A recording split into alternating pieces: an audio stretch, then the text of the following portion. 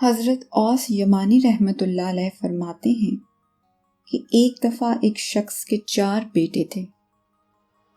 جب وہ شخص بیمار ہوا تو ان کے بیٹوں میں سے ایک نے اپنے دوسرے بھائیوں سے یہ کہا، اگر تم میں سے کوئی باپ کی بیمار پرسی کرے تو اس کے لیے وراثت میں کوئی چیز نہیں، یا پھر مجھے اپنے باپ کی تیمارداری کرنے دو اور میں میراث میں سے تم لوگوں سے کوئی چیز نہیں لوں گا۔ سب بھائیوں نے کہا، تم ہی باپ کی خدمت کرو۔ اس بیٹے نے اس شرط پر باپ کی بہت خدمت کی۔ ایک دن اسے خواب میں کسی نے کہا کہ فلاں جگہ جاؤ اور وہاں سے 100 دینار لے لو، لیکن اس میں برکت نہیں ہے۔ اس نے صبح اٹھ کر وہ خواب اپنی بیوی کو بتایا تو اس کی بیوی نے اس کو کہا کہ اس کو لے لو، لیکن اس شخص نے وہ دینار لینے سے انکار کر دیا۔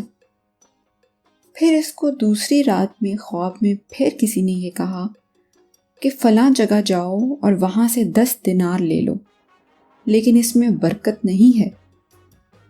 اس نے اپنی بیوی سے مشورہ کیا تو اس کی بیوی نے اسے وہ دینار لینے کی خوب ترغیب دی، لیکن اس نے وہ دینار لینے سے بھی انکار کر دیا۔ تیسری رات پھر کسی نے اس کو خواب میں کہا کہ فلاں جگہ جاؤ اور وہاں سے 1 دینار لے لو، کیونکہ اس میں برکت ہے۔ جب وہ دینار لے کر نکلا تو کیا دیکھتا ہے کہ ایک آدمی 2 مچھلیاں بیچ رہا ہے۔ اس نے مچھلی والے سے کہا، تم ان 2 مچھلیوں کو کتنے میں فروخت کرو گے؟ اس مچھلی فروش نے اس کو کہا، 1 دینار میں۔ چنانچہ جب وہ ان مچھلیوں کو خرید کر گھر لایا اور ان کا پیٹ چاک کیا تو ہر ایک مچھلی کے پیٹ سے ایک نایاب موتی نکلا۔